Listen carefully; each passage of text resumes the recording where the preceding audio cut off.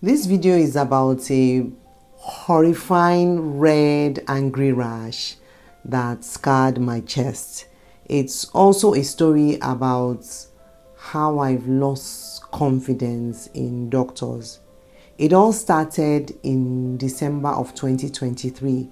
I came home from the gym that night and I was undressing in front of the mirror and I saw two dark semicircles under my breast. You know, the part of your chest where the support or the bone used to be called of your breast, of your bra, goes. And my first thought was, could it be heat or sweat? Although I had never seen anything like that, I thought if I had a bath, it would just go away. But it didn't go away. It was there for a while. I still thought that this probably was something that would go away in a few days, only to find out later that I was going to have a December to remember, and not in a nice way. I think what compounded the problem was the heat. I remember that December 2023 in Lagos was very hot. I was sweating a lot. I was having hot flashes, and that didn't make things any easier. After a while, the dark, semicircles under my breast, they got, should I say, wider or larger. It was like it was spreading and then it began to sting. Normally I would have gone to the hospital immediately, but I don't know how. I just didn't end up going. Probably I didn't find the time or what until it began to sting. It was stinging, it was painful, and at the end of the day I ended up in the hospital on Christmas Eve.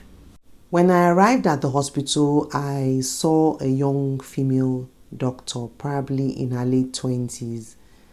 And the first red flag was that she did not examine my breast. She just heard from me and she told me that she felt that it was caused by maybe the size of my breasts and the heat.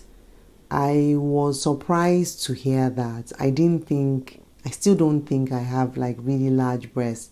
I wear a 32 FF or a G, and I looked at her wondering, how could this be my breast causing this and heat? I've had these breasts like all of my life, or like since I was 15. I'm 52 now, so let's say I've had this breast for 37 years. So why now? It didn't make any sense to me. The second red flag was that I virtually forced her to examine my chest, and then she asked that I do a blood test. I remember waiting for over an hour to get the results, and then finally the diagnosis changed to something she said was called filariasis. Apparently, filariasis is a disease caused by a chronic mosquito-borne parasitic infection. It can lead to swelling of the hands and the feet. It is the second largest cause of permanent deformity and disability worldwide. I was frightened. Why me? When had this mosquito bitten me? Was it because I left my underwear outside to dry? I panicked. That means that this mosquito had probably laid eggs in my bra, maybe outside on the clothesline, and these eggs would somehow find their way to my lungs and my heart, and then I would die. I was panicked. I knew part of it was perimenopause anxiety, but there wasn't much I could do about this. I was just afraid. The doctor then said that she would prescribe ivermectin. And I remember then that ivermectin was medication used at the time of the COVID-19 pandemic. And when I mentioned it to her, she looked clueless. I had to insist.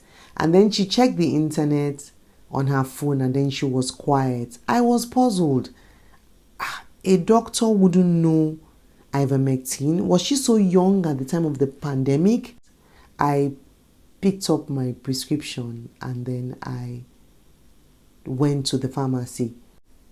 The pharmacy didn't have the ivermectin and one other topical cream. And so I left the hospital. About this time, it was about 11 p.m. And my daughter had called. She was wondering when I would get home. My husband was wondering when I would get home. I told them I would be home soon. So I stopped at the 24-hour pharmacy, which was near my house.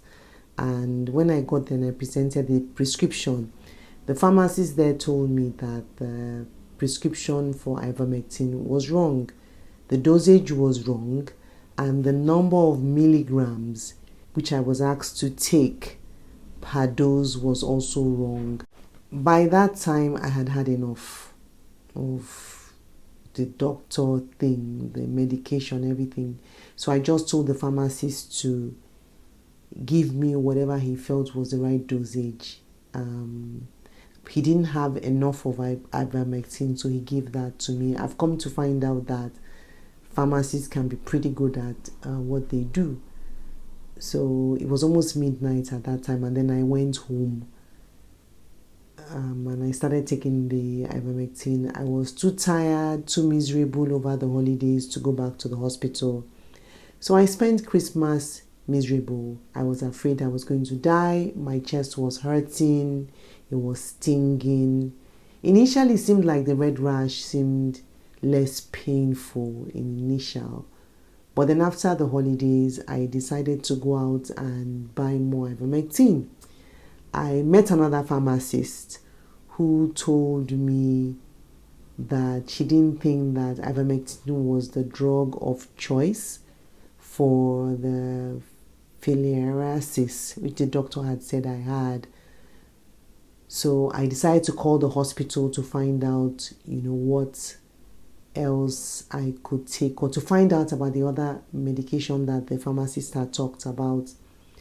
And the doctor I had spoken to on Christmas Eve was not available. I got to speak to somebody else who told me that in the hospital's records there was nothing like ivermectin prescribed for me. That was a surprise because I had the prescription in my hand. It clearly did say ivermectin, and he even told me that ivermectin was not the right medication to take. He prescribed some other medication on the phone, which at the end of the day I did not bother to buy. I went along with the pharmacist and I bought the medication she asked me to take. A few days down the line, the rash got worse and began to sting all over again. So I started taking the medication that the pharmacist had given to me. I told myself that I would never see those doctors again. In my mind, I had fired them. A few days down the line, this same medication which I had gotten from this mature pharmacist stopped working and the rash was back. It was hurting so badly. I began to look for a doctor, any doctor who could help. My sister was helping with research. I had 2 friends as well help. I found another doctor who prescribed something else yet again. The same thing happened again. The rash seemed to get a bit better. It wasn't stinging as badly as normal, but then after a few days, it was back. I finally found a doctor who told me that what I had was something called contact dermatitis, and I was given some steroid creams and other things to take, which at the end of the day got a lot better. I paid a lot of money, for that consultant's visit.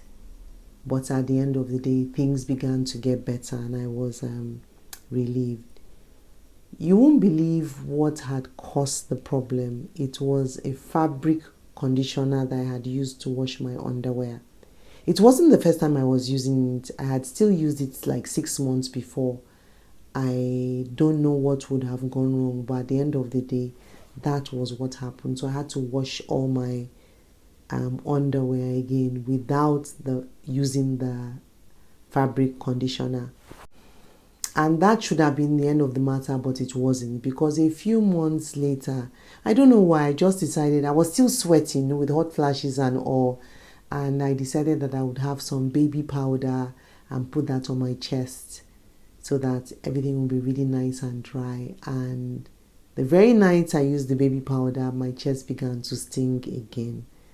So I had to bring out all those creams again and start using them. I'm really praying now that God should please keep me healthy. I don't want to go back to the hospital. I'm tired of going to hospitals. I'm tired of doctors who aren't listening.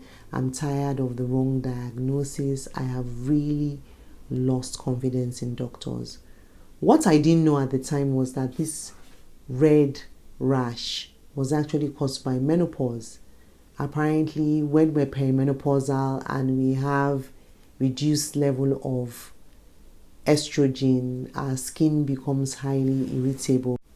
Around the time we turn 50, the pH level of our skin changes, and with this change, our skin becomes much more sensitive, and we're more likely to develop rashes, and we have easily irritated skin. If somebody had eczema before that time, it's something that would worsen.